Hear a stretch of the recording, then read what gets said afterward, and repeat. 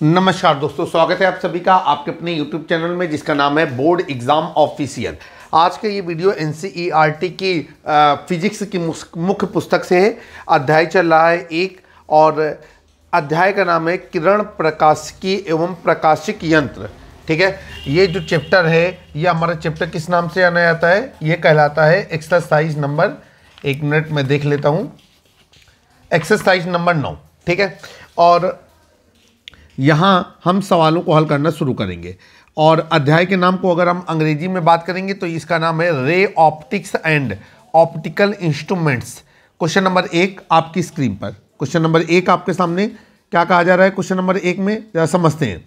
यहाँ पर कह रहा है सवाल कि 2.5 सेंटीमीटर साइज की कोई छोटी मोमबत्ती 36 सेंटीमीटर वक्रता त्रिज्या के किसी अवतल दर्पण से 27 सेंटीमीटर की दूरी पर रखी हुई है। दर्पण से किसी पर्दे को कितनी दूरी पर रखा जाए कि उसका सुस्पष्ट प्रतिबिंब पर्दे पर बने? प्रतिबिंब की प्रकृति और साइज का वर्णन कीजिए। यदि मोमबत्ती को दर्पण की ओर ले जाए तो पर्दे को किस ओर हटाना पड़ेगा? चलिए भाई, सवाल के लिए हम तैयार हैं। सबसे पहले हम लोग यहाँ पर नोट करेंगे कि जो वस्तु की अवतल दर्पण से दूरी है, ठीक है, मोमबत्ती के अवतल दर्पण से दूरी वो U कहलाएगी।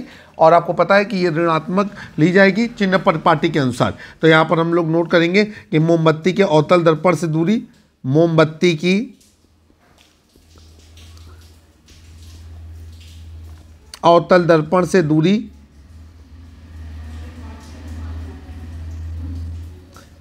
और ये होती है हमारी U बराबर, ये आ गया -27 इकाई लगा दिया सेंटीमीटर। ठीक है, इसके बाद मोमबत्ती की लंबाई, तो मोमबत्ती की लंबाई कहलाएगी O 2.5 सेंटीमीटर। नोट डाउन करेंगे मोमबत्ती की लंबाई।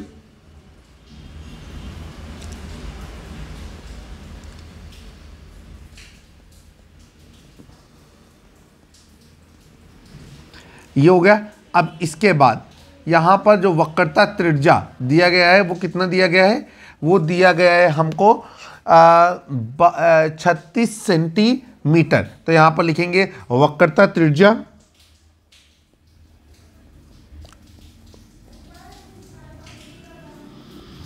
स्मॉल बराबर 36 सेंटीमीटर। ठीक है, अब यहाँ से हम फोकस दूरी कैलकुलेट करेंगे। तो यहाँ पर लिखेंगे फोकस दूरी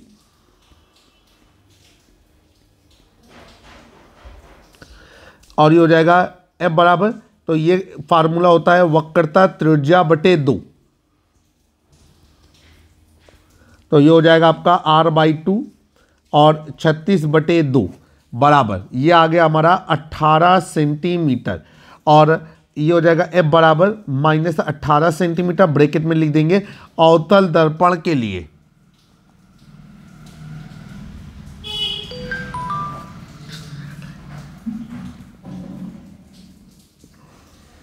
ठीक है, चलिए भाई, अब हम लोग क्या करेंगे, सवाल को हल करेंगे। तो दर्पण के सूत्र से क्या होगा, यहाँ पर लिखेंगे अवतल दर्पण के लिए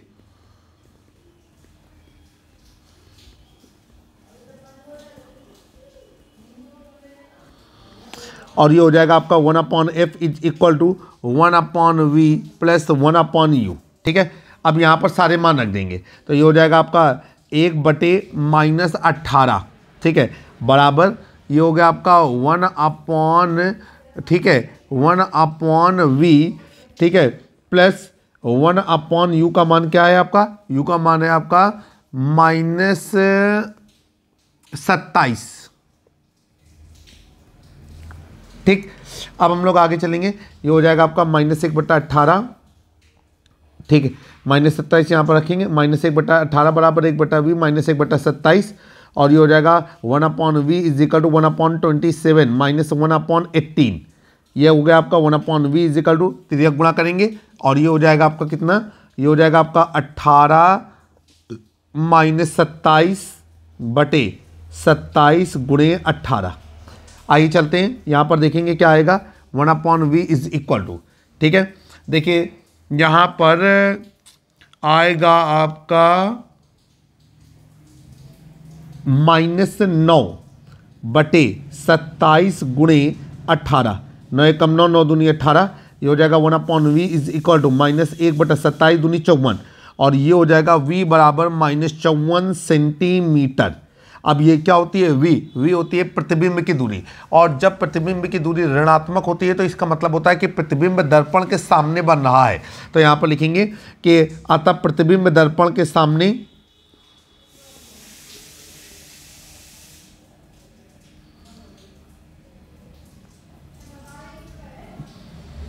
प्रतिबिंब दर्पण के सामने 54 सेंटीमीटर की दूरी पर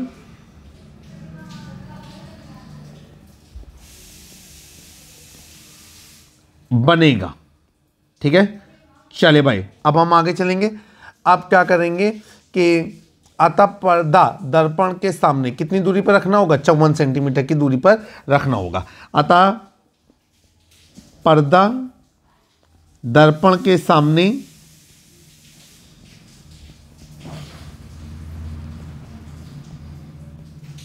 54 सेंटीमीटर की दूरी पर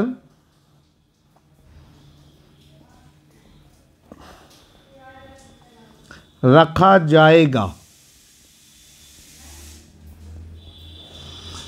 ठीक है, अब हमको प्रतिबिंब का आकार भी बताना है, तो यहां पर लिखेंगे प्रतिबिंब का आकार। तो ये फार्मूला क्या हो जाएगा आपका, ये हो जाएगा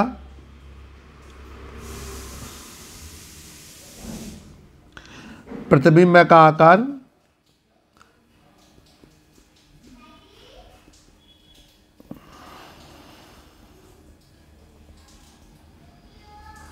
और ये हो जाएगा आपका I/O is equal to -V/U।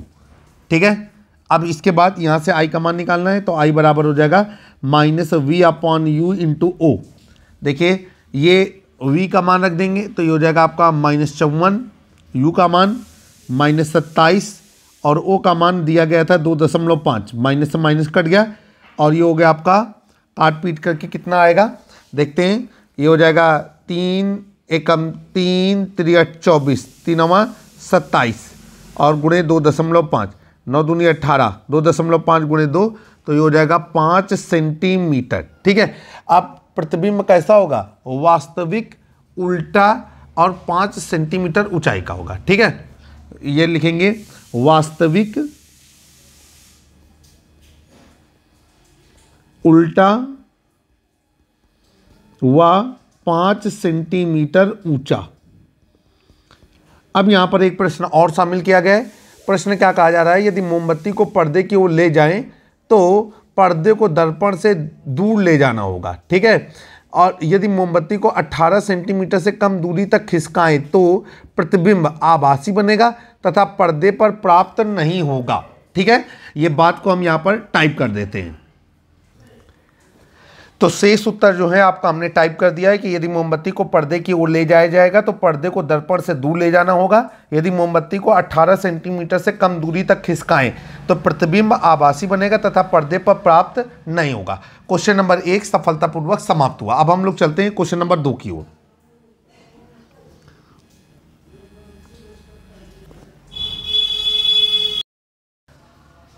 Question number 2 आपकी स्क्रीन पर आ गया है। कहा जा रहा है कि 4.5 सेंटीमीटर साइज का कोई सुई 15 सेंटीमीटर फोकस दूरी के किसी उत्तल दर्पण से 12 सेंटीमीटर की दूरी पर रखी है। कहा जा रहा है कि प्रतिबिंब की स्थिति और आवर्धन लिखिए। क्या होता है जब सुई को दर्पण से दूर ले जाया जाता है, इसका भी वर्णन कीजिए पूरा। ठीक है, चलिए भाई जो डाटा हमको दिया गया है उसे हम नोट करेंगे। तो यहाँ पर सबसे पहले हम लोग लिखेंगे कि सुई की लंबाई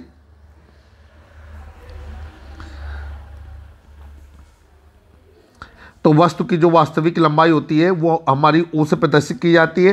ये हो जाएगी आपकी 4.5 सेंटीमीटर। अब इसके बाद हमको यहाँ पर दिया गया है कि उत्तल दर्पण की फोकस दूरी, तो उत्तल दर्पण की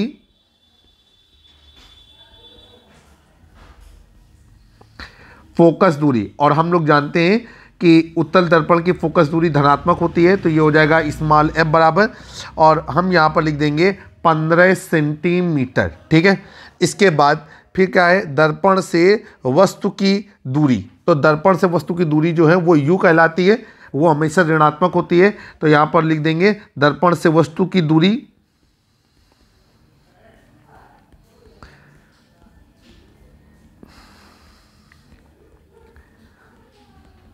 और ये हो गया हमारा कितना, ये हो गया u बराबर -12 सेंटीमीटर। ठीक है, अब यहाँ पर हमको बताना है प्रतिबिंब की स्थिति और आवर्धन। ठीक है, चलिए भाई हम यहाँ पर दर्पण का सूत्र का इस्तेमाल करेंगे। तो लिखेंगे उत्तल दर्पण के लिए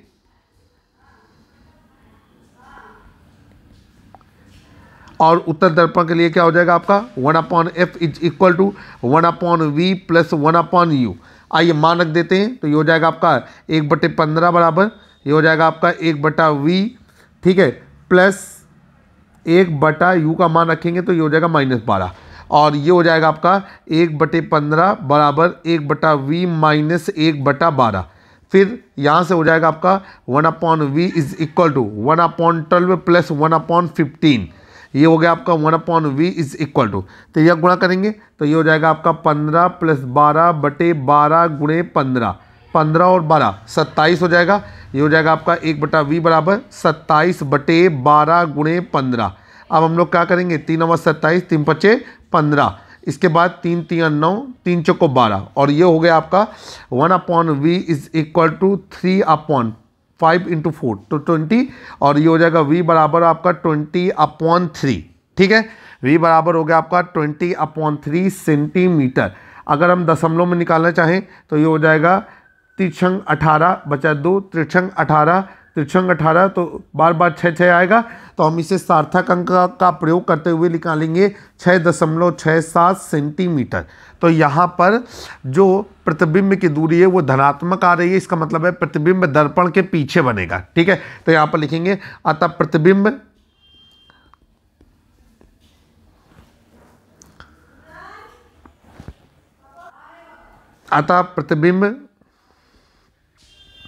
दर्पण के पीछे 6.67 सेंटीमीटर दूरी पर बनेगा।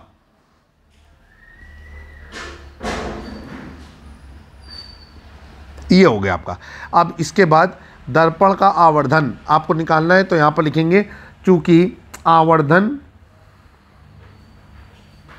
और आवर्धन होता है m बराबर I/O, इसका इस्तेमाल करेंगे और आवर्धन का जो मान हम निकालेंगे तो इसी को हम लोग कह सकते हैं -v/u।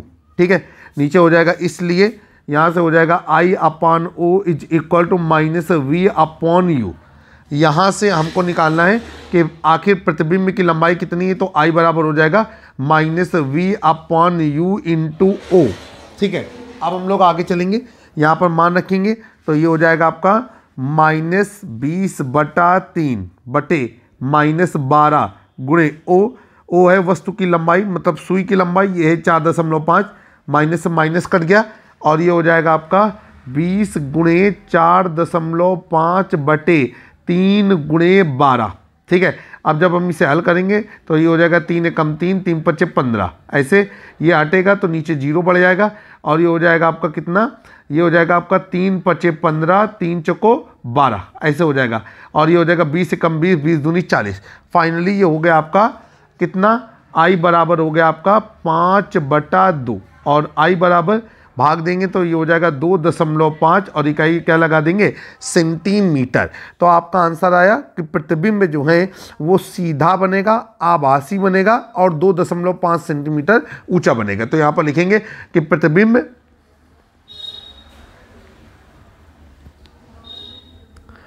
सीधा, आभासी व 2.5 सेंटीमीटर ऊंचा या लंबा बनेगा।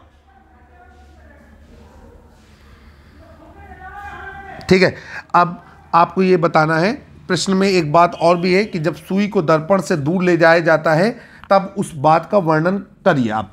तो भाई यहाँ पर हम लोग लिख सकते हैं कि जब सुई को दर्पण से दूर ले जाएंगे तो प्रतिबिंब दर्पण से दूर फोकस की ओर खिसकेगा तथा इसका आकार घटता जाएगा। तो आप इस बात को यहाँ पर जो है इबारती भाषा में लिखना चाहें तो लिख दें, हम बोल रहे हैं, आप यहाँ पर नोट डाउन करेंगे कि जब सुई को दर्पण से दूर ले जाते हैं तो इसका प्रतिबिंब दर्पण से दूर फोकस की ओर खिसकेगा तथा इसका आकार घटता जाएगा। देखिए प्रतिबिंब सीधा है, आभासी है और लंबा है, तो सीधा और आभासी तो हम उत्तल दर्पण के द्वारा बने प्रतिबिंब के कैरेक्टरिस्टिक को पढ़ करके ही हम बता सकते हैं। ठीक है, तो यहाँ पर जो है जो वर्णन करना था वो हमने आपको बोल दिया है। आशा है कि आपने लिख लिया होगा।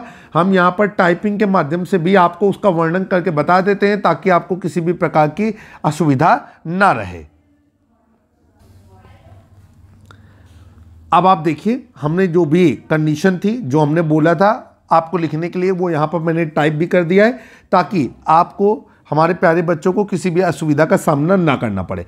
अब हम लोग चलते हैं क्वेश्चन नंबर 3 की ओर। क्वेश्चन नंबर 3 आपकी स्क्रीन पर।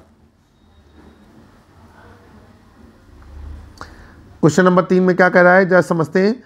सवाल आपका आ गया है,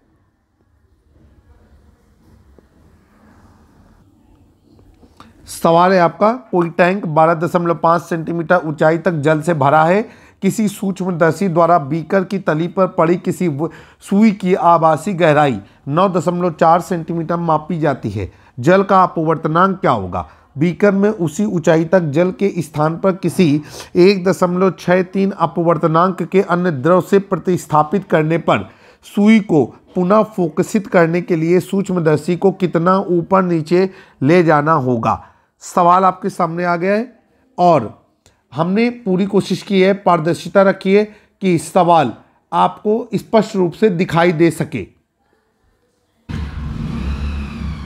चलिए हम सवाल को हल करते हैं और हम सबसे पहले क्या करेंगे कि यहाँ पर हम जो इसकी तली पे सुई पड़ी हुई है तो यहाँ पर लिखेंगे सुई की गहराई, सुई की वास्तविक गहराई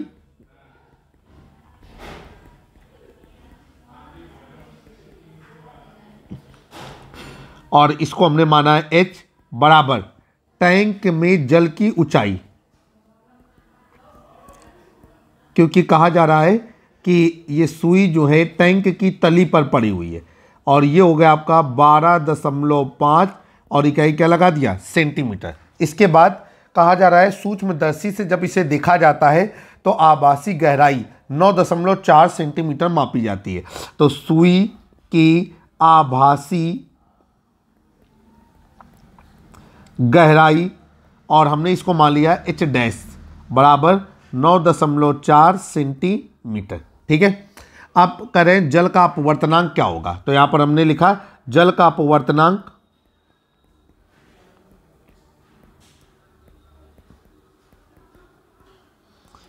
और जल का अपवर्तनांक हो गया आपका क्वेश्चन मार्क। तो यहां पर हम लोग फार्मूला लगाएंगे जल का अपवर्तनांक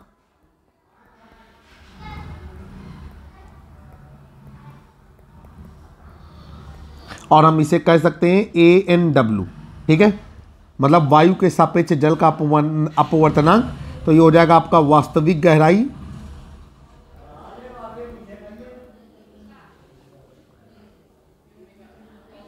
बटे आभासी गहराई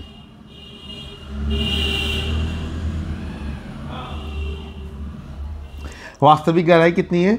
12.5 और आभासी गहराई कितनी है आपकी? ये आपकी 9.4। ये हमने ये ऐसे काटा, 94 का भाग जब 125 में देंगे तो एक बार में जाएगा, दशमलव लगाएंगे और आएगा 329 और सार्थक अंक और कोटिमान का प्रयोग करेंगे तो ये हो जाएगा 1.33। अपवर्तनांक की कोई इकाई नहीं होती, इसलिए यहाँ पर भी कोई इकाई नहीं रखी जाएगी। अब कहा जा रहा है कि जल की जगह कोई ऐसा पदार्थ हो जिसका अपवर्तनांक 1.63 हो। ठीक है, तो यहाँ पर लिखेंगे द्रव का अपवर्तनांक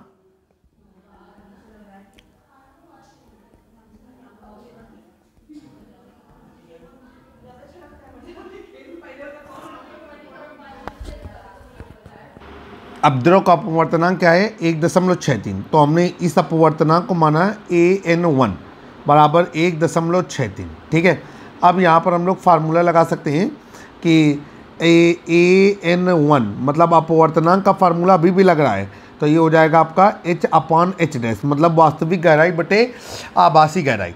अब यहाँ पर आपसे पूछ रहा है अगर द्रव का अपवर्तनांक जो है वो 1.63 हो तो बताइए आभासी गहराई कितनी होगी। तो यहाँ पर हो जाएगा आपका 1.63 बराबर, ये हो जाएगा आपका 12.5 बटे नीचे h डैश। अब ये हो जाएगा आपका आभासी गहराई h डैश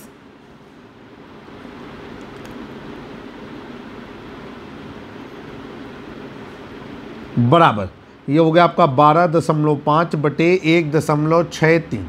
जब हमने इसको भाग दिया तो आपका आ रहा है 7.67 सेंटीमीटर। और अगर सार्थक अंक का आप इस्तेमाल करेंगे तो ये हो जाएगा 7.7 और इकाई लगा देंगे सेंटीमीटर। तो आपका आंसर आ जाएगा कि जिस समय हम 1.63 अपवर्तनांक वाले द्रव का प्रयोग करेंगे तो सुई को फोकसित करने पर हमको ये पता चल जाएगा कि आभासी गहराई कितनी है और वो गहराई निकलेगी 7.7 सेंटीमीटर। आप देखिए भाई, यहाँ पर आगे चलेंगे, यहाँ पर लिखेंगे चूँकि आपसे कह रहा है सूक्ष्मदर्शी को कितना ऊपर नीचे करना होगा, तो यहाँ पर लिखेंगे पहले सूक्ष्मदर्शी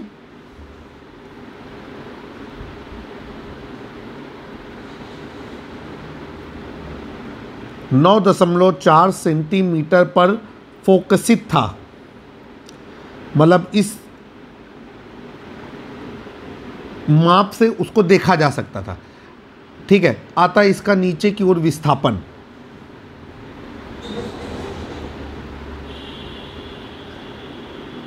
आता नीचे की ओर विस्थापन बराबर। अब देखिए 9.4 में हम 1.7 को घटा देंगे और ये कितना आ जाएगा हमारा बराबर, और ये आ जाएगा हमारा, देखिए यहाँ घटाते समय थोड़ी सी गलती हुई है, हम यहाँ पर घटाएंगे 7.7, ठीक है, और आ जाएगा आपका 1.73 सेंटीमीटर। तो आपको पता है कि हमको उत्तर लिखना होगा सूक्ष्मदर्शी को 1.73 सेंटीमीटर ऊपर नीचे ले जाकर के फोकसित करना होगा, ये आपका आंसर है। तो क्वेश्चन आज की इस वीडियो में क्वेश्चन नंबर 1 से लेकर के क्वेश्चन नंबर 3 तक के प्रश्नों को हल किया गया। आशा करते हैं कि आपको ये प्रश्न समझ में आए होंगे। जल्द ही हमारी एक नई वीडियो में फिर से मुलाकात होगी। मैं आपका दोस्त और होस्ट। अगर आपको वीडियो पसंद आया है, वीडियो को सब्सक्राइब करें, बेल आइकन दबाना ना भूलें और अपने दोस्तों के साथ हमारे वीडियो को साझा करें। अगर कहीं कॉन्सेप्ट समझाते समय कहीं कोई गड़बड़ी हो रही है या कोई चीज़ आप स्पष्ट तरीके से नहीं समझ पा रहे हैं तो हमें कमेंट बॉक्स पे ज़रूर मेंशन करें। हम पूरी कोशिश करेंगे कि हम बेस्ट से बेस्ट सोल्यूशन आपको प्रोवाइड कर सकें। नमस्कार, फिर मुलाकात होती है।